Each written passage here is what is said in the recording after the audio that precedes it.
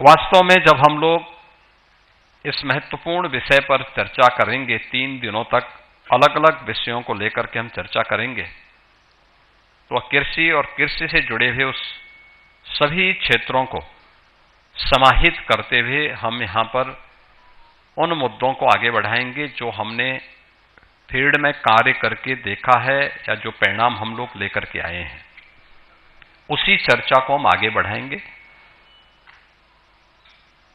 अगर आप उत्तर प्रदेश की बात करते हैं तो यह भारत की सबसे बड़ी आबादी का राज्य है।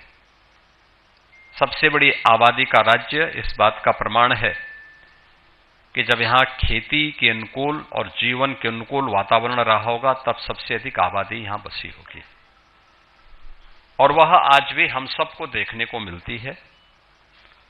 उत्तर प्रदेश जैसे राज्य में दुनिया की सबसे उर्वरा भूमि, दुनिया की सबसे अच्छा जल संसाधन, अगर आज भी आप देखते होंगे दुनिया के अंदर अगर सिंचित भूमि का प्रतिशत सबसे अधिक कहीं पे है तो वह भारत के अंदर, और भारत में कहीं है तो वह उत्तर प्रदेश के अंदर ही आपको मिलेगी। और जो प्रारंभिक शर्तें हैं उन सब शर्तों को पूरा करते हुए थोड़ा भी हम ध्यान दे दें तो कैसे परिणाम आते हैं। परिणाम किस रूप में सामने आते हैं। भारत की कृषि योग्य, भारत की कुल आबादी का 16 से 17% उत्तर प्रदेश में निवास होती, जनसंख्या उत्तर प्रदेश में निवास करती है। लेकिन कृषि योग्य भूमि में, भारत की कुल कृषि योग्य भूमि में कुल 11% यूपी के पास है। लेकिन खाद्यान्न उत्पादन इसी 11% भूमि में हम भारत के कुल खाद्यान्न उत्पादन का 21% उत्पादन अकेले उत्तर प्रदेश करता है।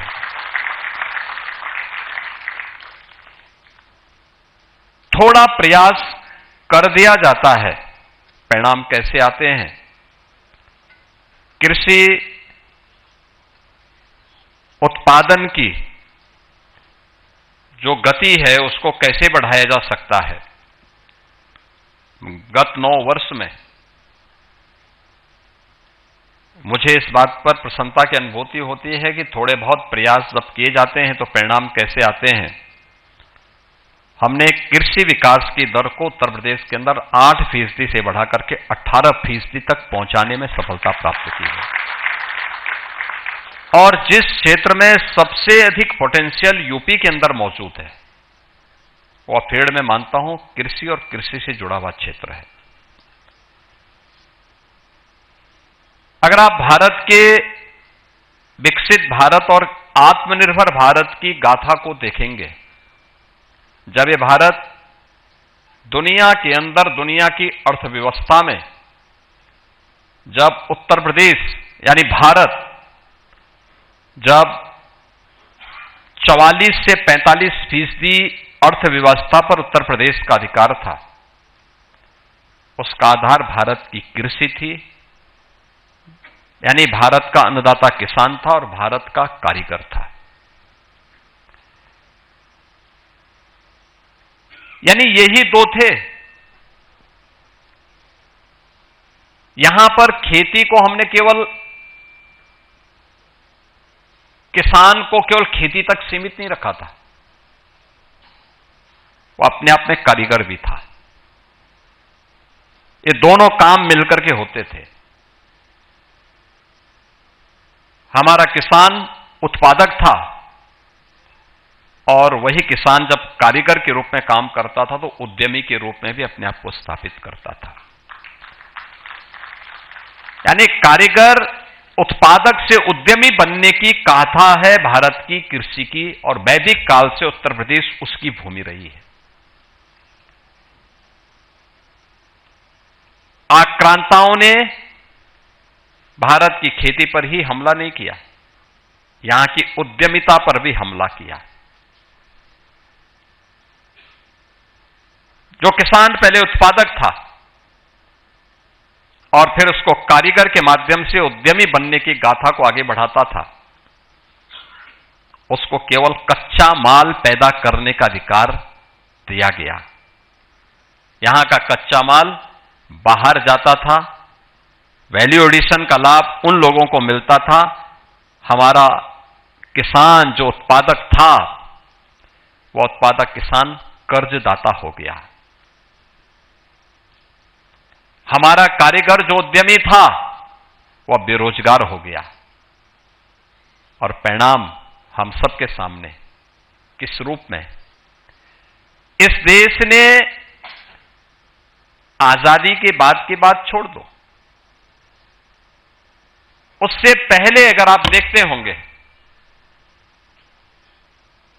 आपने और इसमें यहां पर उपस्थित जितने भी कृषि वैज्ञानिक हैं, जितने भी शोधार्थी हैं, उन लोगों ने भारत के राष्ट्रगीत वंदे मातरम की गाथा को सुना होगा।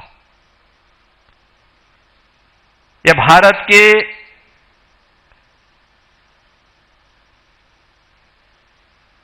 अंदर आनंद मठ पर आधारित एक उपन्यास है, उस उपन्यास का एक पार्ट है। यह बंगाल के त्रासदी पर आधारित गीत है। बंगाल के अंदर जब अकाल पड़ती है, क्या स्थितियां हुई थी, लोग भूखों मर रहे थे। वहां का एक जमींदार महेंद्र नाथ के परिवार पर भी किस प्रकार की बीती थी, और फिर सन्यासी विद्रोह हुआ था। उस समय के ब्रिटिश और औपनिवेशिक काल में किस प्रकार का शोषण होता था, उसकी पूरी गाथा उस आनंद मठ के अंदर समाहित की गई है। यह भारत के उस उत्पादक किसान को जब कर्जदाता बना दिया जाता है, तो कर्जदाता बनने की गाथा अकाल के रूप में और त्रासदी के रूप में हम सबके सामने देखने को मिलती है। और यही हम सब ने देखा है, यही गाथा है हमारे सामने। और मुझे लगता है कि इन सब बिंदुओं पर चर्चा करने की आवश्यकता है, देखने की आवश्यकता है। संभावनाएं आपके सामने हैं, उन संभावनाओं को कैसे आप जमीनी धरातल पर उभार करके दुनिया को अपनी ओर आकर्षित कर सकते हैं, यह सामर्थ्य आपके सामने अभी आने वाली समय की चुनौतियां भी हैं। आज यद्यपि एक खुशखबरी आप सबको और दुनिया के सामने है कि जो गल्फ में वार चल रहा था, उसमें सीज फायर कुछ समय के लिए हुआ है। क्या स्थितियां होती हैं, अभी कुछ कहा नहीं जा सकता।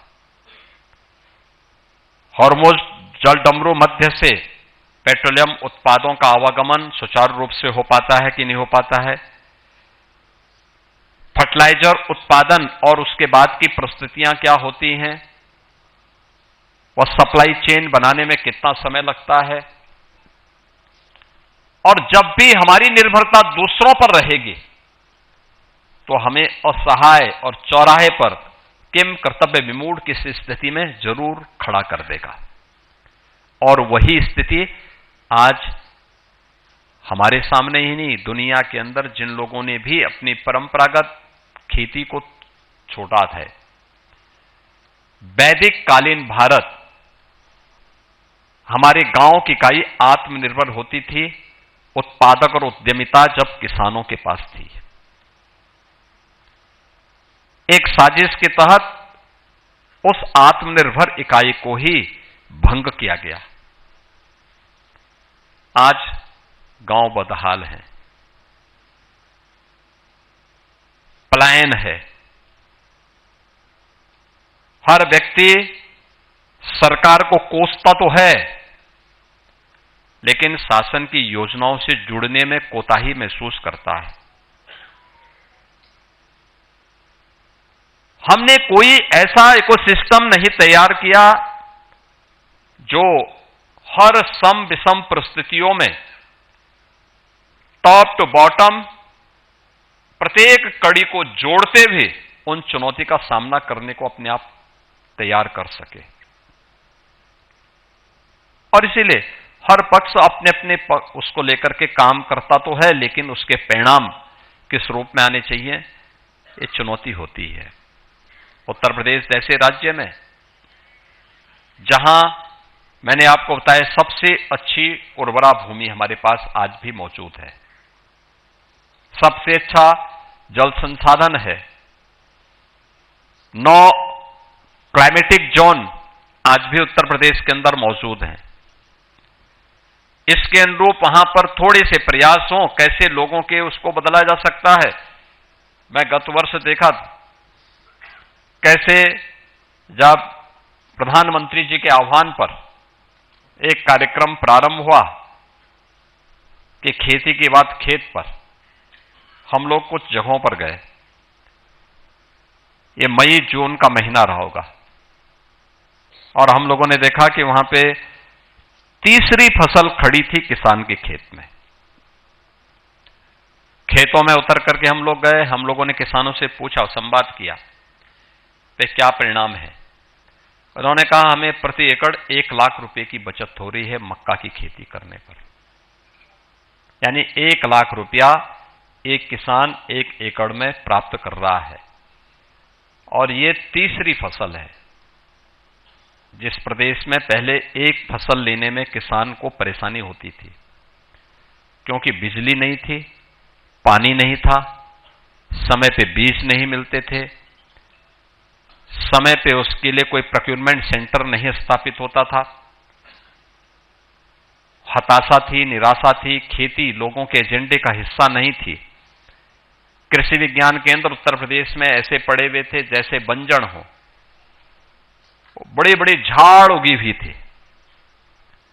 और 17 में जब हम लोग इस दिशा में कार्य प्रारंभ किए, उस समय हमारा जो झांसी में सेंट्रल एग्रीकल्चर यूनिवर्सिटी है, उसके जो इस समय के वीसी हैं, उस समय वह कृषि विज्ञान केंद्र की दिशा से उत्तर प्रदेश में आए थे और उस समय उन्होंने इस दिशा में प्रयास प्रारंभ किया। आज मुझे बताते हुए प्रसन्नता है कि कृषि विज्ञान केंद्रों के बारे में जब मैं जानकारी लेता हूं जनपदों में, तो पता लगता है वहां सप्ताह में कोई न कोई कृषि पर आधारित गोष्ठी और किसानों का प्रशिक्षण कार्यक्रम हो रहा है। डेमोन्स्ट्रेशन के माध्यम से वो किसान को बताते हैं कि ये काम इस रूप में होना चाहिए और इस परिणाम को इस रूप में हम ला सकते हैं। ये चेन बनी है। कृषि विज्ञान बड़ी बड़ी झाड़ उगी हुई थी, और 17 में जब हम लोग इस दिशा में कार्य प्रारंभ किए, उस समय हमारा जो झांसी में सेंट्रल एग्रीकल्चर यूनिवर्सिटी है, उसके जो इस समय के वीसी हैं, उस समय वह कृषि विज्ञान केंद्र की दिशा से उत्तर प्रदेश में आए थे और उस समय उन्होंने इस दिशा में प्रयास प्रारंभ किया। आज मुझे बताते हुए प्रसन्नता है कि कृषि विज्ञान केंद्रों के बारे में जब मैं जानकारी लेता हूं जनपदों में, तो पता लगता है वहां सप्ताह में कोई न कोई कृषि पर आधारित गोष्ठी और किसानों का प्रशिक्षण कार्यक्रम हो रहा है। डेमोन्स्ट्रेशन के माध्यम से वो किसान को बताते हैं कि ये काम इस रूप में होना चाहिए और इस परिणाम को इस रूप में हम ला सकते हैं। ये चेन बनी है। कृषि विज्ञान केंद्र और कृषि विश्वविद्यालयों के आपसी समन्वय के माध्यम से उन वैज्ञानिकों के पोटेंशियल को आगे बढ़ाने का काम आगे बढ़ा है। सरकार ने कृषि और खेती को भी एक एजेंडे का हिस्सा बनाया है और अन्नदाता किसान उसके साथ जुड़ा है। आज हम लोग अकेले गन्ना उत्पादक किसानों को, जिस उत्तर प्रदेश में 10-10 वर्षों से गन्ना मूल्य का भुगतान नहीं हुआ था, चीनी मिलें बंद हो रही थी, बेची जा रही थी, आज वे शुगर कॉम्प्लेक्स के रूप में काम कर रहा है। और उत्तर प्रदेश देश का कुल गन्ना उत्पादन का 55% अकेले उत्तर प्रदेश उत्पादन कर रहा है। इथेनॉल उत्पादन 41 करोड़ लीटर से बढ़कर के लगभग 2.25 लाख करोड़ तक पहुंच चुका है। इतना 2.25 लाख करोड़ तक ये पहुंच चुका है। यानी लगातार इसमें वृद्धि हो रही है और ये देश में नंबर 1 पर है। हम लोगों ने अब तक गन्ना किसानों को ही, अगर आप देखेंगे तो लगभग 2,90,000 करोड़ रुपए से अधिक की राशि गन्ना किसानों के खाते में हम डीबीटी के माध्यम से भेज चुके हैं। थोड़ा सा प्रयास हो, कैसे चेंज लाया जा सकता है। आज मुझे बताते हुए प्रसन्नता है, उत्तर प्रदेश के अंदर जो 122 चीनी मिलें चल रही हैं, उनमें से 106, 107 चीनी मिल ऐसी हैं जो छठे सातवें दिन गन्ना मूल्य का भुगतान कर दे रही है, यानी गन्ना मूल्य के भुगतान में लेट नहीं। ये सब कुछ आपस में जुड़ा है। लोग नए नए चीनी मिल लगाने के लिए कहां आगे आ रहे हैं, हम कह रहे हैं नहीं भाई थोड़ा रुक जाओ, गन्ना कम ना पड़े, पहले टेक्नोलॉजी अपनाओ। गन्ना उत्पादन बढ़ा है, थोड़ा सा प्रयास है, टिश्यू कल्चर ने उसमें स्थान लेना प्रारंभ किया है, लोगों ने नई तकनीक अपनानी प्रारंभ की है, अच्छे बीज आने प्रारंभ हुए हैं, समय पे बीमारी को चिन्हित किया जाता है और उस बीमारी का समाधान का रास्ता भी निकलता है।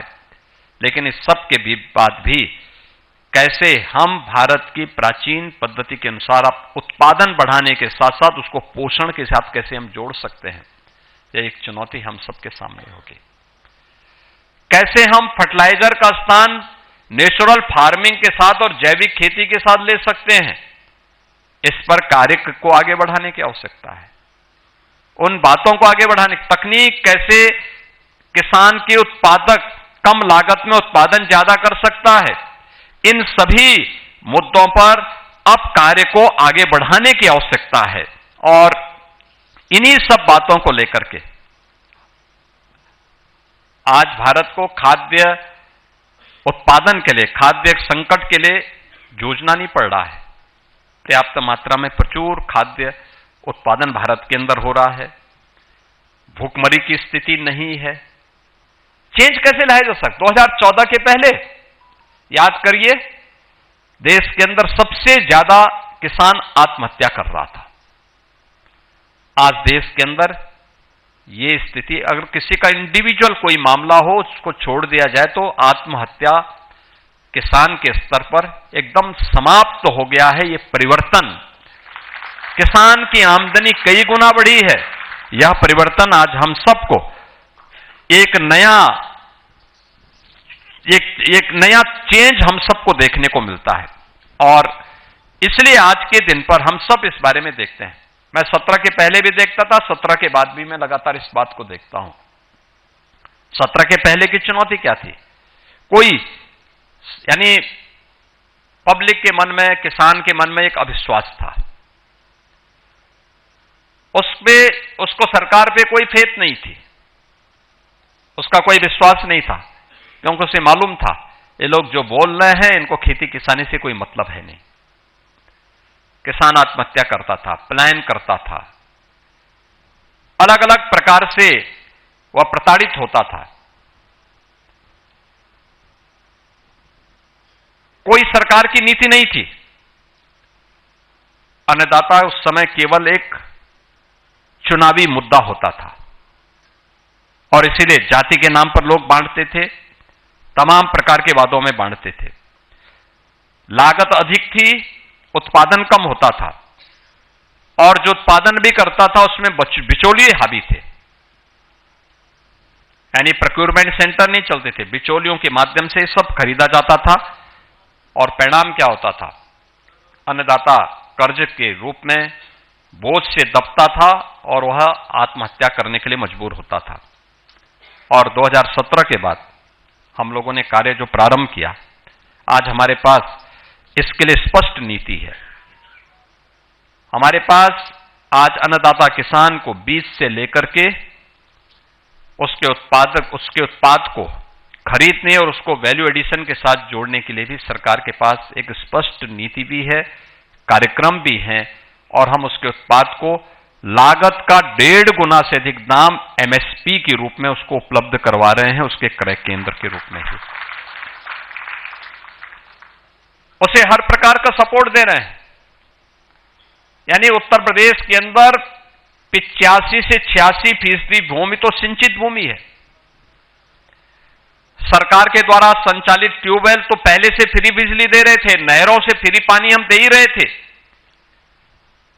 लेकिन साथ साथ उत्तर प्रदेश के अंदर 16 लाख ऐसे ट्यूबवेल थे जिनको बिजली का कनेक्शन लेकर के किसान संचालित करता था और उसको बिजली का बिल चुकाना पड़ता था, हम लोगों ने 2 वर्ष पहले उसको भी माफ करके सरकार उसका भुगतान करती, 3000 करोड़ रुपए सरकार उसका भुगतान उत्तर प्रदेश पावर कॉर्पोरेशन को करती है और किसान को फ्री में बिजली वहां भी उपलब्ध करवा रही है।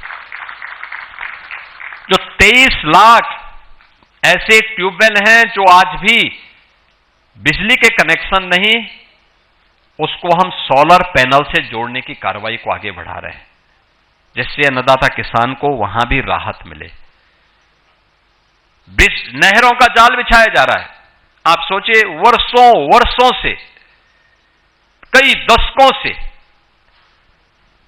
सरयू नहर राष्ट्रीय परियोजना 1972 में योजना बनी थी, 1977 में उसका शिलान्यास हुआ था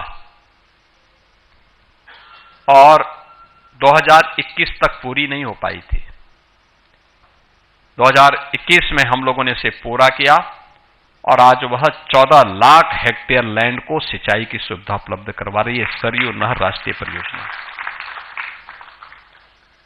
ऐसे ही अन्य तमाम परियोजनाएं थी, अधूरी पड़ी हुई थी, कहीं पैसा नहीं आता था, कहीं पे सरकार की इच्छा शक्ति का अभाव था, सरकार के एजेंडे में किसान और खेती नहीं थी, और अगर वहां किसान अपने पुरुषार्थ से कर भी लेता था तो जंगली जानवर और जंगली जानवर अगर नहीं है तो निराश्रित गौ वंश उन फसलों को चौपट करते थे। आज जंगली जानवरों से भी नुकसान को रोकने की तैयारी की गई है, सोलर फेंसिंग उपलब्ध करवाए जा रहे हैं।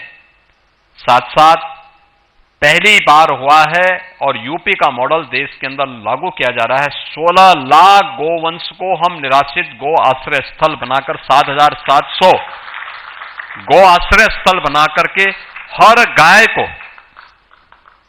1500 रुपये महीना उसके भरण पोषण के लिए सरकार उपलब्ध करवा रही है। मैं तो कृषि अपने गौ सेवा आयोग को बोलते बोलते थक गया कि इनको हर गौशाला में जाना चाहिए, गाय को भरण पोषण पर्याप्त मिले और वहां को प्राकृतिक खेती के साथ उन गौशालाओं को आप जोड़िए। यानी इस स्तर पर जाके सरकार कार्य कर रही है। आपके बुंदेलखंड में अन्ना प्रथा समाप्त सा हो गया, हर जगह उसके परिणाम है, लेकिन सरकार की योजना का प्रचार प्रसार गौ सेवा आयोग के स्तर पर जिस रूप में होना चाहिए उसका भाव आज भी दिखता है। किसान को जोड़ने की आवश्यकता है इसमें। फार्मर रजिस्ट्री के माध्यम से हर किसान को उस व्यवस्था के साथ जोड़ना, अंश निर्धारण के कार्यक्रम को समय पे आगे बढ़ा देना, जैसे तकनीक पर आधारित हम किसी योजना को जोड़ते हैं तो लाभार्थी को सही ढंग से उसका लाभ प्राप्त हो जाता है। और यही कार्य आज हम सबको करना होगा और इस कार्यक्रम को हम आगे बढ़ा सकते हैं। हमें याद रखना होगा, हमें जब यहां पर हम इस त्रिदिवसीय कृषि विज्ञान से जुड़ी हुई इस कांग्रेस के समिट के आयोजन कर रहे हैं और इस कांग्रेस में उन तमाम मुद्दों पर हम चर्चा करेंगे। उन मुद्दों को जरूर प्रयास करिए कि प्रोडक्शन को प्रोडक्टिविटी में हम कैसे बदल सकते हैं। यह सबसे महत्वपूर्ण बात होगी, यानी केवल उत्पादन नहीं अपितु कम संसाधनों पर अधिक उत्पादन, कम लागत अधिक उत्पादन। और इसमें हमें खेती और किसान की एफिशिएंसी पर ध्यान देना होगा। यह कैसे हो सकता है? तकनीक से संभव है। दूसरा, प्रोडक्टिविटी को कैसे हम प्रॉफिटेबिलिटी में बदल सकते हैं, यानी जो कम संसाधन से अधिक उत्पादन, और इसमें अन्नदाता किसान की आय को बढ़ाने के लिए क्या कार्यक्रम हम कर सकते हैं, कैसे उस कार्यक्रम को हम आगे बढ़ा सकते हैं। और फिर प्रॉफिटेबिलिटी से प्रॉस्पेरिटी, यानी अन्नदाता किसान की आय बढ़ाने के साथ ही उसको उसकी खुशहाली के साथ जोड़ना है। अन्नदाता खुशहाल होगा तो देश खुशहाल होगा, समाज खुशहाल होगा। और इसके लिए हमें कहीं एक जगह सहारा मिलती है तो वह है, सबसे पहला है टेक्नोलॉजी। टेक्नोलॉजी पर आधारित नेक्स्ट जनरेशन फार्मिंग, कैसे हम इस दिशा में कार्य कर सकते हैं। टेक्नोलॉजी और डाटा से संचालित आज के इस युग में हम अपने अन्नदाता किसान को कैसे जोड़ सकते हैं, इसके बारे में। कृषि में प्रिसीजन यानी ड्रोन से सटीक और नियंत्रित तरीके से खाद का छिड़काव। आप देखते होंगे खेती में जहां पे तकनीक का उपयोग किया जाता है, एक जैसी खेती दिखाई देती है, लेकिन जहां पर लोग बेतरतीब तरीके से छिड़काव करते हैं तो उसमें भी, खेती में भी विषमता हमें देखने को मिलती है। सब पता लग जाता है क्या स्थिति है, हम उसका कर सकते हैं। सैटेलाइट से भूमि और मौसम की निगरानी करना। आप देख रहे होंगे इस समय असमय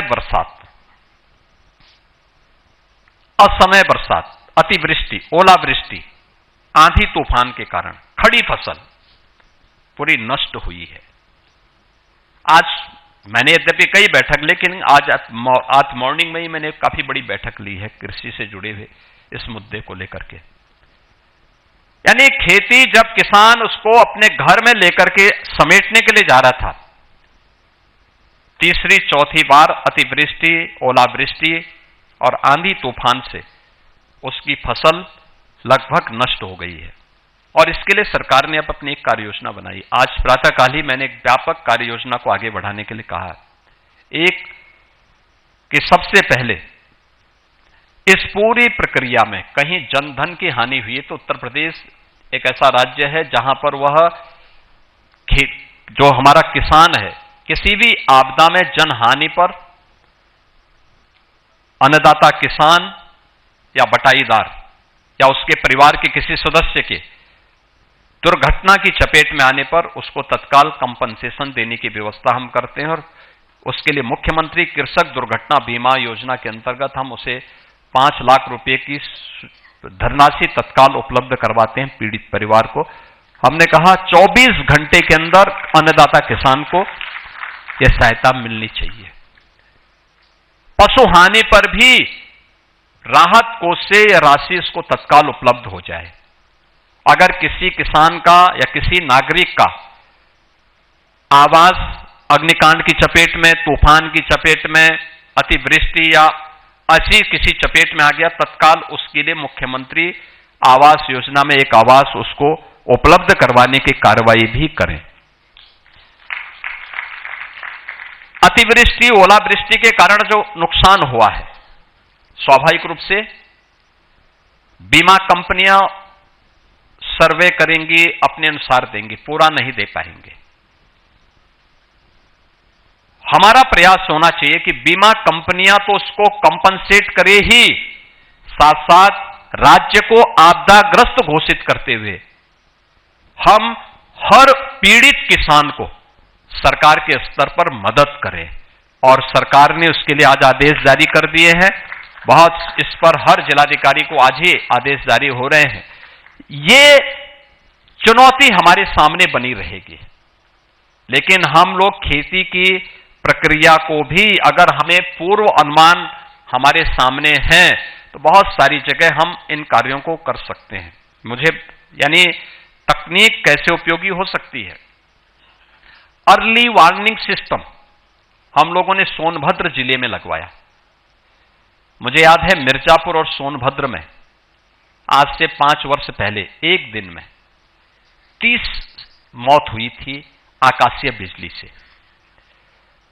लाइटनिंग की घटना के कारण जो मौतें हुई थी एक दिन में, और उस दिन यूपी और बिहार को मिलाकर के 90 मौतें हुई थी आकाशीय बिजली के कारण।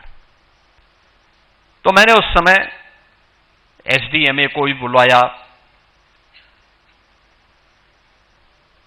आकाशीय बिजली से लाइटनिंग की घटना के कारण जो मौतें हुई थी एक दिन में, और उस दिन यूपी और बिहार को मिलाकर के 90 मौतें हुई थी आकाशीय बिजली के कारण। तो मैंने उस समय एसडीएमए को भी बुलवाया, अन्य सभी संबंधित विभागों को बुलवाया। मैंने कहा मुझे बताओ कि आखिर इसको रोकने के लिए यह हुआ कि अर्ली वार्निंग सिस्टम के माध्यम से हम 3 घंटे पहले लोगों को इसकी सूचना दे सकते हैं, उनको इसके बारे में जागरूक कर सकते हैं। हम लगाओ, इक्विपमेंट लगाओ, लगने प्रारंभ हुए और आज उसके परिणाम सोनभद्र में हम लोगों ने पहले पायलट प्रोजेक्ट लगाया, बहुत अच्छे परिणाम सामने आए हैं। यानी मौत जहां एक एक दिन में 30-30 मौतें होती थी, आज वह यदा कदा किसी के पास फोन नहीं है या समय पे सूचना नहीं हो पाई उसको, या उसने सूचना को अनदेखी की है, उसको छोड़ दिया जाए तो बाकी ये मौत अब 1 या 2 पे आ गई है। पूरी तरह उसको रोकने में मिर्जापुर और सोनभद्र उस दिशा में काफी आगे बढ़ा है।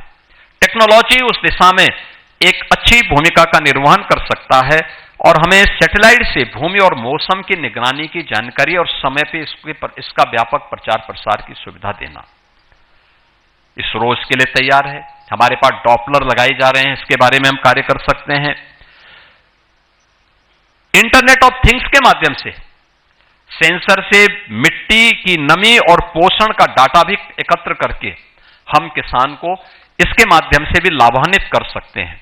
कृषि में आर्टिफिशियल इंटेलिजेंस का उपयोग किया जा सकता है, फसल का रियल टाइम विश्लेषण करना, रोगों को समय रहते पहचानना, उत्पादन का पूर्वानुमान लगाना और कृषि में बायोटेक्नोलॉजी के माध्यम से अच्छे बीज यानी अच्छी उत्पादकता वाले बीजों को भी हम सामने ला सकते हैं। ये बायोटेक्नोलॉजी उसमें एक बड़ी भूमिका का निर्वहन कर सकता है। जो हमारे कृषि मंत्री कह रहे थे अभी कि जलवायु परिवर्तन के इस पूरे परिप्रेक्ष्य में अगर आप देखेंगे तो उसके अनुरूप उस प्रकार की किस्मों को हम विकसित कर सकते हैं। ये आपके कृषि में बायोटेक्नोलॉजी का बेहतर उपयोग करके हम उस दिशा में आगे बढ़ सकते हैं। कृषि में डिजिटल एग्रीकल्चर प्लेटफॉर्म यानी किसान को बाजार से जोड़ने की कार्रवाई ये मौजूद है। मौसम और कीमत की जानकारी ये उपलब्ध करवाई जा सकती है, क्योंकि हम लोगों ने इतनी फ्रीडम दी है किसान को कि अगर मार्केट में अच्छा दाम मिल रहा तो अपनी उपज मार्केट में दीजिए, जरूरी नहीं कि आप हमारे क्रय केंद्र में लेके आइए। बाध्यकारी समाप्त। वन नेशन वन मंडी के नियम को उत्तर प्रदेश में हम लोगों ने लागू किया है। मंडी शुल्क को हमने आधे से कम किया है। EI आधारित डिजिटल सॉइल हेल्थ कार्ड, हर किसान को जानकारी मिले, सीधे मोबाइल पर सलाह और समाधान, यह आज हम सबको उनको उपलब्ध करवाने में एक भूमिका का निर्वहन उस स्तर पर किया जा रहा है और इसको और बड़े स्केल पे हमें करने की आवश्यकता है। अब समय आ गया है जब लैब टू लैंड नहीं बल्कि लैब इन लैंड, यानी पहले क्या होता था, लैब टू लैंड, तकनीक का प्रयोगशाला में निकाल करके तब खेती में ले जाया जाता था। नहीं, अब खेत ही प्रयोगशाला बने और खेत प्रयोगशाला बने, इस दिशा में हमें इस कार्यक्रम को आगे बढ़ाने की आवश्यकता है।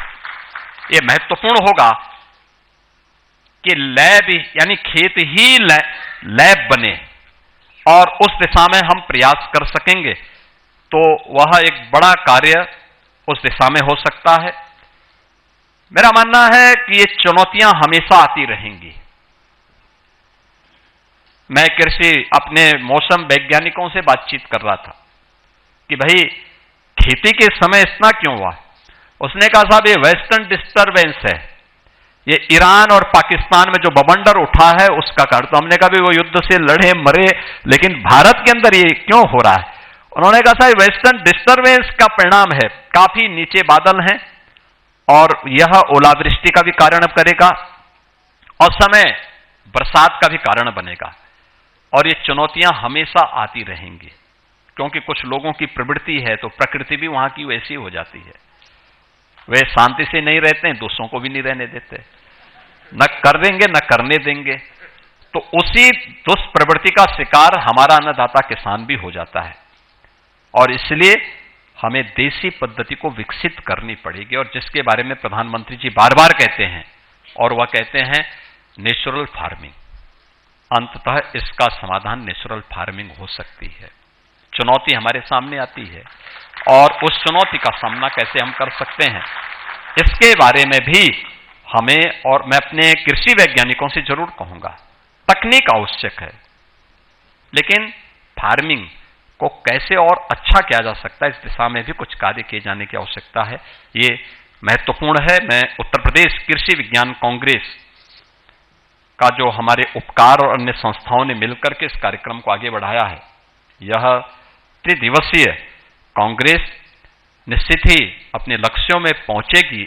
अपना अच्छे शोध पत्र यहां पर आएंगे, उसको फिर एक्शन टेकन के लिए एक प्लान भी हमें आगे बढ़ाने की आवश्यकता है, और उत्तर प्रदेश के अन्नदाता किसान को इसके लिए लाभ हो सके, इस विश्वास के साथ हर कृषि विज्ञान केंद्र को भी इसके साथ जोड़ने की आवश्यकता है।